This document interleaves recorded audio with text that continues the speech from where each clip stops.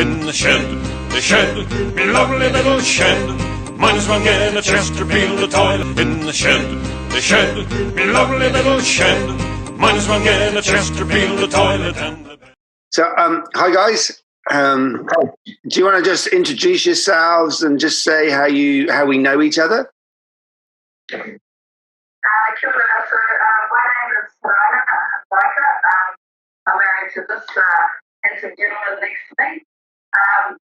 How we know Pastor Mike? So Pastor Mike used to pastor a church here at Otaki many moons ago, and we actually met through the church called the Apostolic Church in Otaki, in a little town that we live in. Yeah, this man's gold, you know. He's like the one that chases down leaves tonight, you know, and he chases down everyone with his cup of coffee in his hand, and he's walking through town chasing me down. Yeah. It's all done. We kind of had a bit of a dramatic start to our friendship, didn't we, really? He's sweeter. Yeah. So I'll further on from my wife, will just put a bit more flavour to that. Yeah. So we, my name's Stacey. We came into the Apostolic Church at the time that Pastor Mike was pastoring there. The time that we had come back, Hiraina and I had just gone through a real bad patch in our marriage. And we worked together, we were like two magnets trying to come together, but going opposite sides. And so poor Pastor Mike, we met him in his church that morning, and we had a big argument at one part of the church there. But here's the thing that I do want to say while he's sitting there laughing at us, which is cool, is that what Pastor Mike, what you done, brother, was something that restored us back into the kingdom of God. And God had his hand all over it. It hurt so much. There was so much brokenness and trauma in our relationship. And when I looked at you that day, I thought, what is, I just thought, what's he got anything to do with? How is he going to help this relationship? The hand of God was all over you for that appointed time. We often boast that our friend Mike was there, Pastor Mike, because where we've come from to where we are now, it's not just our marriage, but the overflow has gone on to our children and our grandchildren and our friends and our peers. So we were once known as a couple that were like this. We're another particular way, but now, through the walking through the suffering of Pastor Mike, we live with so much freedom. So, yeah. Yeah. It was just a privilege to be a small part of your story, So, yeah.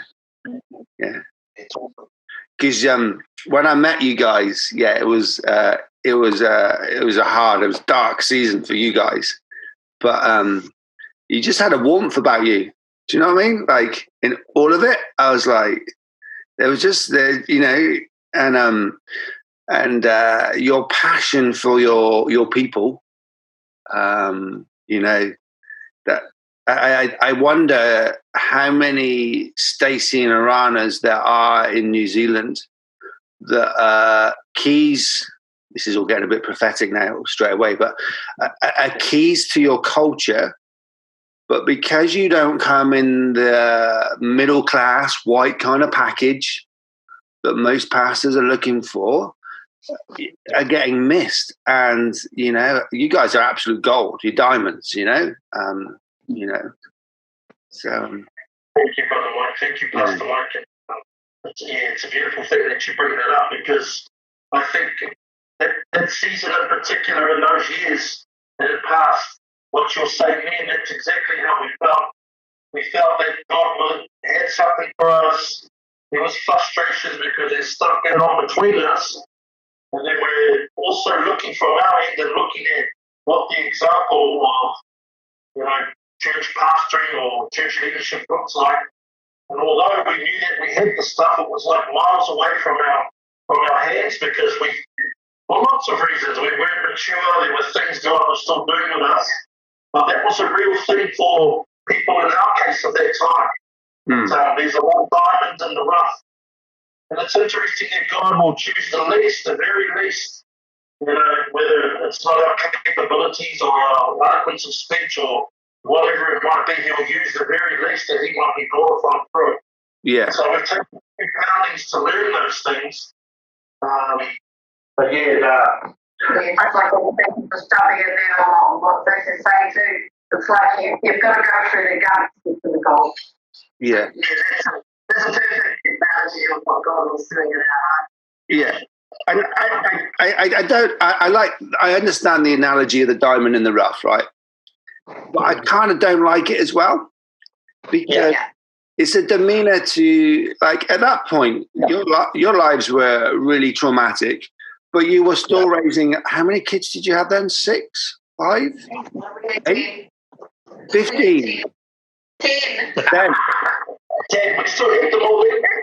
But you were still being able to maintain a family environment for them and provide for them, and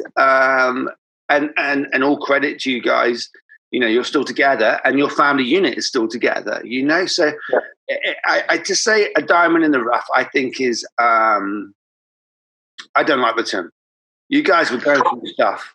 You guys were going through stuff like everybody else goes through stuff, and doesn't mean you were any less of anything. You were just people going through stuff, And I think in all of this, you're an example, a testimony to people that are in my position.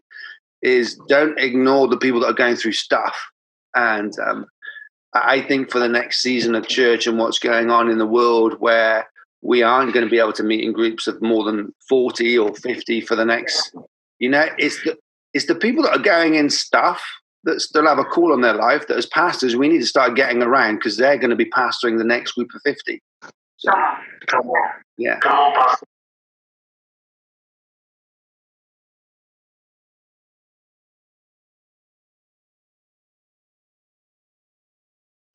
Yeah. So we get around the place we're actually itinerant pastors with putting to England and New Zealand. So we get sent to different nations, mainly in the Pacific at the moment. But I was reminded when you contacted Stacey a few weeks ago about a dream that the Lord had placed in my heart. This was shortly after I had messaged you, and we kind of walked away from God, walked away from church, and just kind of gave up because no one stood by us. And so we kind of walked around in the desert for 7 years. And when I messaged you, I was actually right on the brink of knowing that, out there in the world, there's nothing that the world has to offer you. There's no peace, there's no nothing out there. And I remember I had messaged you and I told you that, I've had enough of being out here. It's lonely out here. It's dark, it's dry, it's just everything that is not God. And shortly after that, I actually repented and came back to God. I messaged you and you told me to write a book. And I was in the middle of it. I wasn't up to writing a book at the time, but that night I turned back to God and I repented of my ways. He had given me a dream. And in the dream, I was walking through this airport. And I didn't know which airport it was. There's so many airports. And at the time, Stacey and I had never ever travelled. We were like US, quite this group. And so God gave me this dream. It was a powerful dream. And I was walking through the airport and I fell into this clearing. And I'm like, where am I? I knew I was in a dream, but I didn't know this place that I was in. And as I turned around and looked at the doorway, I saw on this billboard, Heathrow Airport. And I'm like, wow. And then I could hear this guy singing up towards a platform somewhere, and this guy singing, don't worry about a thing, because everything around me. And it was Bob Marley, and I'm just like, I woke up and I told Stacey this dream, and he's like, I'm sure that's in the UK. I'm sure that's somewhere where Waika's. So yeah, I just wanted to share that and encourage you. Yeah. Oh, I'd love to get you guys over here. So Yeah. Well, we should pray that happens. That's not a dream. That becomes a reality. So I was thinking. I was just thinking about this last night, and because my Welsh friends saw you guys, and she was like, she saw your morcles on your face. Have I pronounced that right? Yeah. Yeah. And she's like, oh, what's all that about? And I'm like, that shows your identity to your cultural roots. I know it's far deeper than that, and I'm simplifying it. We live in a nation in Wales which has a deep hatred for the English, which is quite funny, but also a strong sense of trying to want to keep its Welsh identity. So, like, there's the Welsh language, and I know you guys are fluent in Maori, and that we're kind of the Welsh. Like, it's trying to allow people in Wales to be Welsh Christians or be Christians that are Welsh. And I think that's definitely a challenge for New Zealand culture, because a lot of Pākehā, white European people, are threatened by the Maori culture and Christianity. They don't see the two, and I think there's a little bit of that. Our Welsh culture has a Welsh revival. We sing hymns at the rugby, even though half the crowd's drunk, they're singing hymns. I think to bring a couple like you over that are able to speak fluent in your language, understand your culture and where you come from, and Christianity, your faith leads that. I mean? You haven't changed your faith to meet your culture. Your culture has met your faith. Yeah. Yeah. Wow. That's beautiful. Yeah. That's beautiful. So I'll just tell you a little bit about what we've done recently. Pastor Mike, we got invited to go into Hawaii, a place called Raika in Maui. So we went over there, and we just thought it was another mission where we get to minister, which it was. But there was a man in particular there. His name was Pastor Greg Cruz. And so he was a Hawaiian historian. And the first thing he said to me before hello, he says, hey, bro, and his Hawaiian accent, he says, just remember that Holy Spirit is not obliged to work with stuff that you haven't yet put in you. And I was like, oh, okay. And then he laughed and said, hey, my name is Pastor Greg. And so off the cuff, I thought there's something different about this man. And so what we believe God had us there for was this Hawaiian historian was very solid in his Christianity. And he made Bible references crossed over with true biblical stories to his culture. And he said, if the God that we serve is not big enough to have his imprint in our culture, it's not the God we ought to be serving. And then all of a sudden, I just found myself, we've been searching, like the song of Kenny Rogers, searching for love in all the wrong places. Yeah. Because God's in our culture, but the man factor is because we're men, we're human, we have particular ways and wants. Well, we found that from that experience, as we go up through Polynesia, we're able to encourage the Polynesian people. They can worship their God because his footprint of faith is deep and wide within their culture. And he's within the narratives. And it's just incredible. As the narratives come out, you can't see but everything Jesus, God, Jesus, Holy Spirit, right through it. So it's a good point to make. Yeah. There's a sense where we need to be standing firm in our culture. But first for me, if you stand in the kingdom of God, your culture is just naturally you anyway. Yeah. You're able to express that without having to put it forward because it's just natural. Yeah. It's a real good point on that, Pastor Mike. There's I think it's in Acts where Paul goes to Greece and he's talking to all these philosophers and people, and they're saying, and he sees all their idols around them, and they have this one idol to the unknown God, which is our God. And I love the fact that Paul doesn't destroy their spirituality; he redirects it. And my culture, the European Pākehā culture as missional kind of approach has been destroy the culture, because you're all going to be white, European Christians, and here we come. Instead of, let's talk about what your wairo is. Let's talk about, what you understand spirituality to be, and okay, well, that thing that when you look at the sea and you feel that energy, let me tell you where that energy is coming from. And I think that's cross culture. That's like, I can say that to the guys I surf with, we all love surfing. We love surfing not because it keeps us fit. We love it because there's a spirituality to it. There's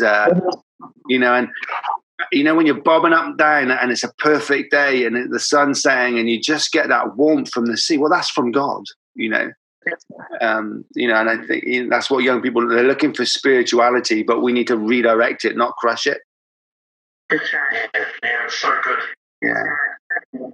I don't know if you're aware, Master Mike. So the 7 years you guys might have been in Wales now, is that right? Yeah. 7 years. So I'll just ask my wife what the second year is.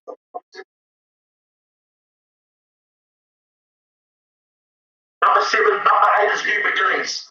So we're about to go on 8 years, just 8 years. Yeah. What we've found in New Zealand is that there has been an incredible renaissance, not of the Māori culture, but the kingdom of God within the Māori culture.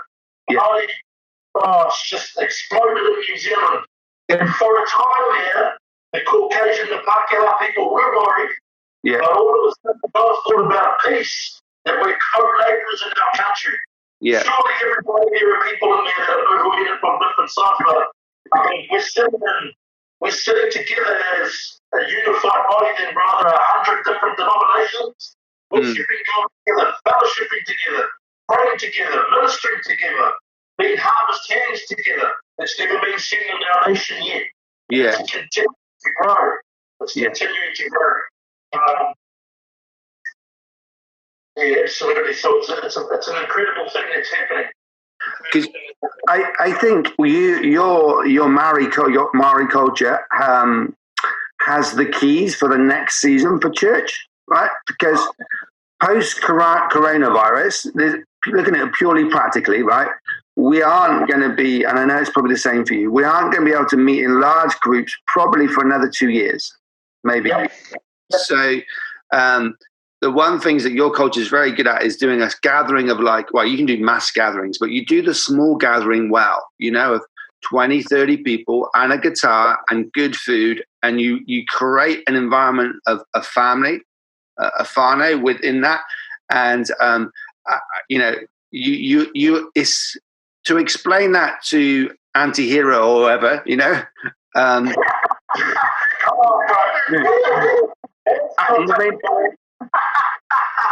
that's not a hard thing.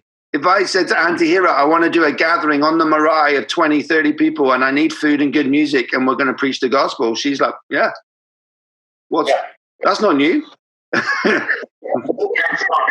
Absolutely. So, I'd be saying if you were in my church, I'd be like, hey guys, mobilize the troops, We need to do lots of that across our nation, and you guys already have the practical cultural keys to make that happen. So I think this is your culture's moment.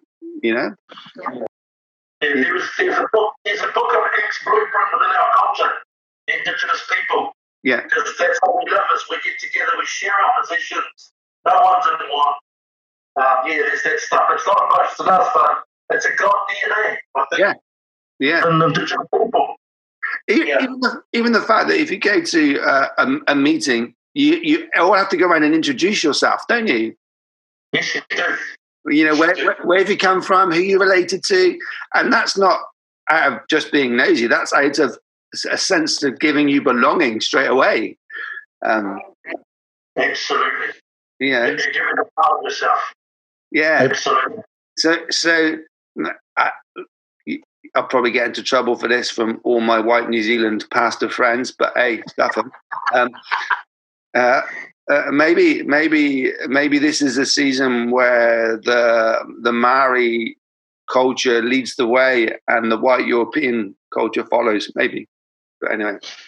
Yeah. So when you say that, Mike, that is actually what's happening now. Okay. And middle class Caucasian pastor, we're having meetings with them, and they're saying, these Māori people, pastors, leaders, lead us. It's already gone in that direction. You wouldn't get in trouble at all. Actually, your co-pilots and co-friends would be saying, that's what God's doing. Yeah. And that's a beautiful thing too, because it couldn't happen any other way. We would be fighting each other to make us come to the table, but all of a sudden there's a natural push towards Māori people rising. And so here's the thing that we've still not moved, because we haven't known what it's like to be in that place to lead.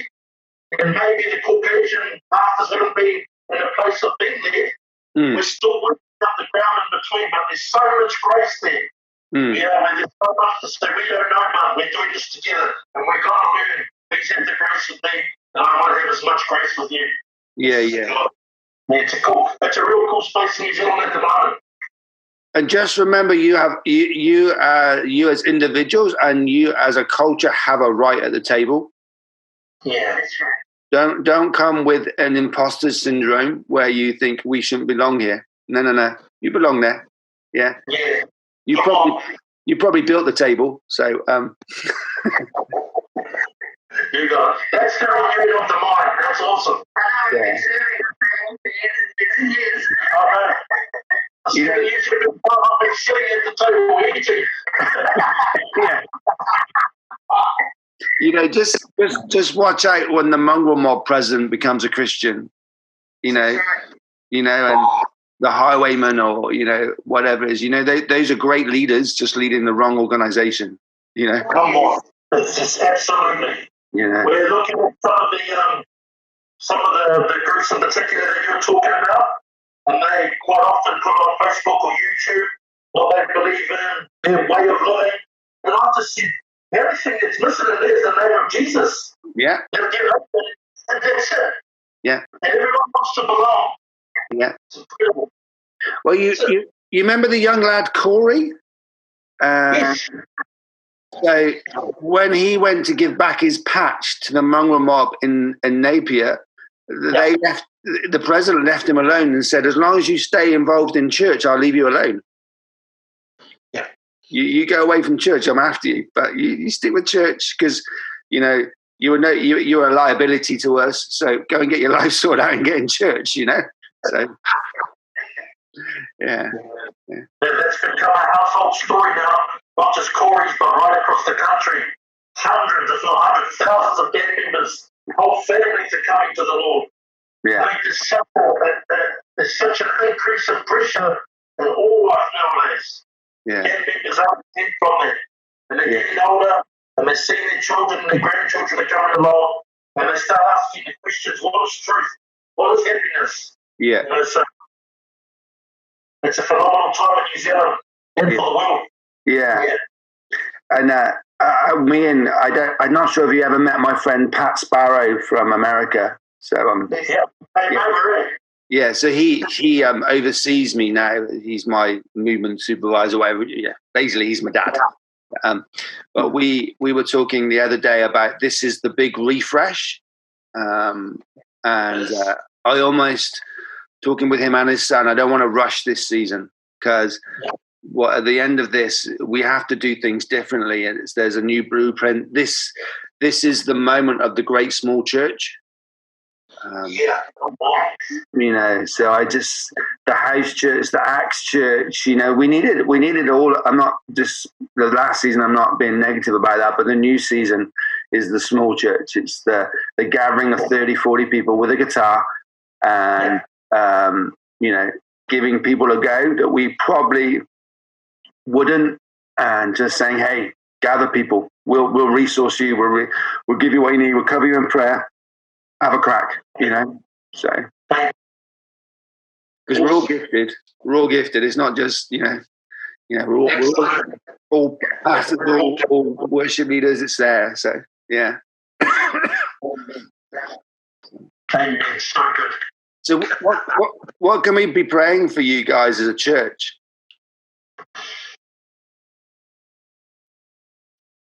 Okay. I think for the body of Christ in New Zealand,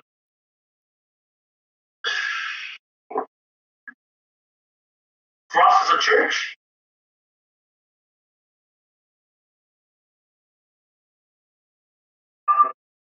in my life ago, I'm just still thinking about that. This is how we trace past the back. So, to pray for us to see that God will take us to deeper, so to speak, spiritually, all areas of our life, to see now what we're going, and just a greater sense of concern. Yeah. About the prayer that was like the leader.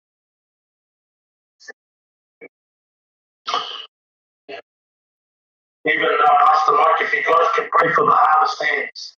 Harvest hands. We're just finding it all taking out. With the increase of what God's doing, we know that the Bible says as the enemy comes in like a flood, that God raises a new spiritual standard. We're in need of that spiritual standard now. We had last year, brother, 4 suicides in one day in Auckland. A dad, a couple of school kids in one day. It's becoming a common thing, not just right up in New Zealand on Company Coast. We're losing parents, they're just taking their lives. We lost another girl just around the corner on Bell Street 2 days ago. She overdosed, and it's becoming a common thing. So pray that God would give us capacity to be able to not just invest, but disciple these young people, these families that are calling out for help. We need harvest hands. It's a great thing that they come to the Lord with salvation, but the follow-up is crucial because what two believe with it, and like you did with us, we're going to need the same grace poured into our lives. Someone to walk in with the cup and say, 1, 2 in the morning. When the times are good there as well, the times are ugly, we need harvest hands. See, we found that New Zealanders, we're even saying to ourselves now, that we've learned so well how to teach, but we've forgotten to have the heart to reach. Yeah. Have the heart hands to really physically be out there. And I think this is probably prophetic. I think you probably stay awake at night when you have an insight, because you like from the day I met you, like I knew that there was a nation on your heart. You don't think in 10s and 15s. You think in thousands, and I know you probably spend a lot of time disqualifying yourself from what God's called you to be. But I just want to affirm that God is not looking for well-rounded packages. He's looking for willing hearts, and some of your fire, your ability, your almost like your rebellious spirit of stuff I'm coming through that I know because I've been in the way of it. is also though your biggest strength.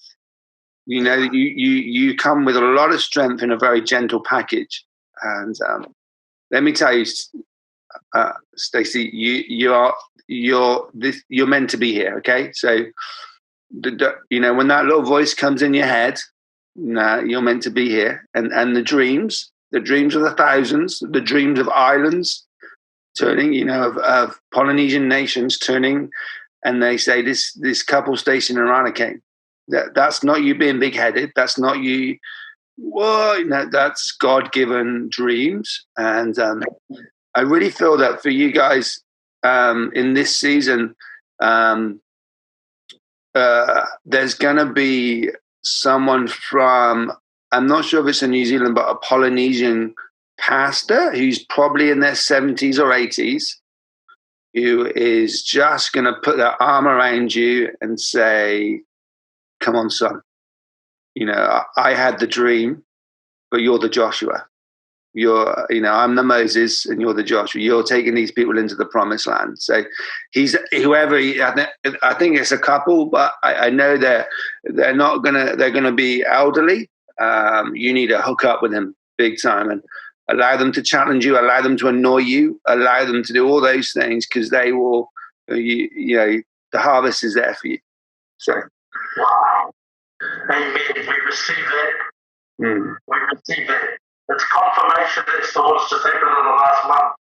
We've found there's such, you're going to come to New Zealand, they're speaking into our lives, and for the first time, we recognize that they are God-given spiritual parents for us, to help us and to guide us and nurture us in these ways in this time and this season.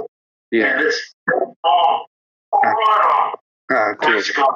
Cool.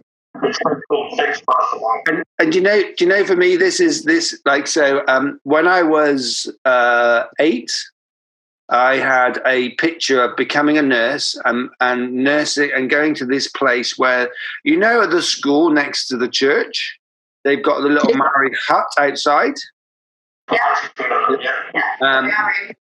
And so I had this picture at age 8 or 9 of that hut with Red Cross nursing seats. So I knew I was going to be a nurse, and I knew I was going to go to the islands. And when I got off the plane in Auckland, I'm like, I'm here for more than a year. God's got a plan. This is not me being proud, but God says you're going to be part of saving a nation. And I felt a real connection to the Maori culture, which is, as you know, Maori language in any language isn't my strong point. And I often think, now I'm back here in Wales, you know, what was that about? But I take comfort and satisfaction that I met you guys, because if the only reason I went to New Zealand was to meet you and chase you down down the road with a cup of coffee, saying you can't walk away from me, and for you, for some strange reason, not kicking my head in or whatever, you know, like, you know, for some reason for that to play out different to what it may have done in any other, you know, and for us to not just be a pastor, just to have a friendship, you know, and you know, 7 years out of the country, we can talk like we've only left 5 minutes ago. If that was my small part, I'm like, yeah, mate, I'm pleased to have done my bit, you know. So, and to cheer you guys on. When you told me, you said you need a friend, and I looked at you and I went, and it's you. But here's the thing, you know, I was once again, my perception of what I thought I needed then, it wasn't a pastor, I needed a friend. Because, you know, there's a whole different level with a friend. It's like a brother. Yeah. It's like a sister, a family member. Yeah. And that's why we continue like the same for 5 minutes, because I needed that friend. And this friendship will be for life, right? Yeah. Yeah. Just so, as often as we tell our story, we make sure we talk about our friend with the coffee. Because, you know, it's a real thing. But people need to see that, you know, the silly things and the small things, that God's acting. He's a real God that deals with real garbage and real people. He doesn't just come down and pick golden rings, because that's what a lot of people think. Yeah. They're not even good enough for God to restore them. Yeah. But he's the realness of the brokenness, but what he does, yeah, that's the power in there. Yeah. Yeah. Cool. Well, let me pray for you, and then you can pray for me, and you can pray in Maori if you want. I'll pray in Bristolian in my best pirate language. Like, you know, I talk to people like this because I'm from West Country. They'll probably understand you more than they'll understand me. But anyway, let's pray. Let's pray.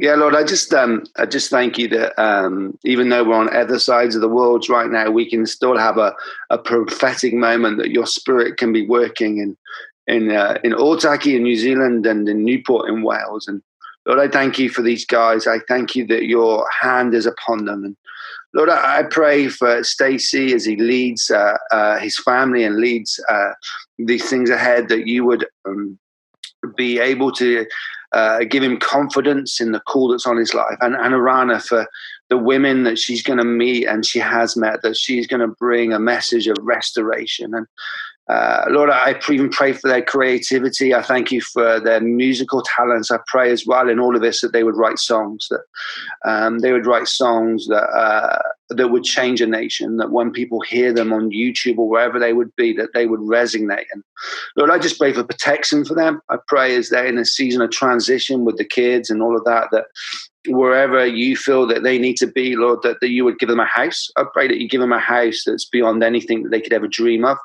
A place that is big enough for them to have even more than their own family in it, Lord. So it's going to be a big place. And but Lord, I thank you for their pastors and the church that they found connection, and just pray you continue to strengthen that relationship. And I just thank you for this elderly couple that they've met, and pray that you would provide all that's needed for them to connect. But Lord, I just pray, Lord, that your hand would be strong upon them. I pray for protection around them. I pray that they know that your angels go before them, that yeah, Lord, that as they walk in your will, they can have confidence in the safety for them and for their family. So I just pray blessings over them. And I pray even our friendship over this next season that you would strengthen that. Lord, we claim in faith to business class tickets to Heathrow. We thank you that the Welsh Valleys will see Maori being spoken from its pulpits. They will see a nation hearing their culture, hitting our culture, and your Holy Spirit being all over it and people being saved. So, Lord, whatever's needed with that airline, even if there's people that are going to watch Shed TV over the next couple of weeks and you have the resources and want to sow into good soil, I say that this couple is good soil. Lord, I even thank you for the opportunities on TV they're going to get. That the opportunities to share their story, their testimony. That I pray that even if there's a young filmmaker out there right now that feels that this is a great documentary, that there would even be phone calls. That this is a story that needs to be written down and communicated in a format. If it's not going to be on YouTube or Vimeo or whatever, Lord, but yeah, I pray you bring those creative people around them. I pray for that young Maori film student that's out there right now, that he would touch base with these guys and just put what they have in their hearts into cinematic format. But we just pray for blessing and protection over them. In Jesus' name. Amen.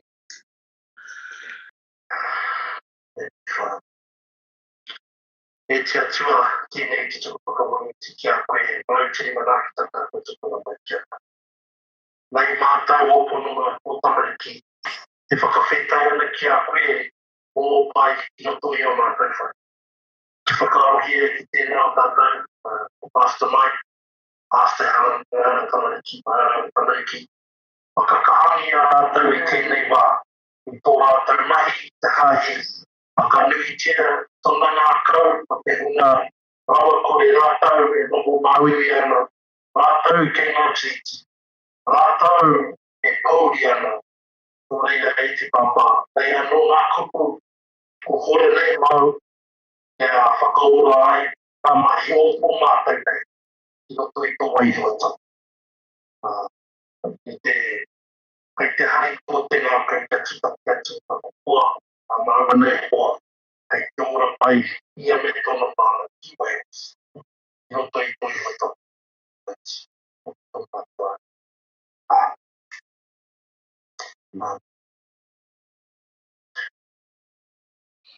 Amen. Awesome talking with you, Brian. Wow. We need to do this again. In the shed, me lovely little shed. Might as well get a Chesterfield toilet. In the shed, me lovely little shed. Might as well get a Chesterfield toilet. And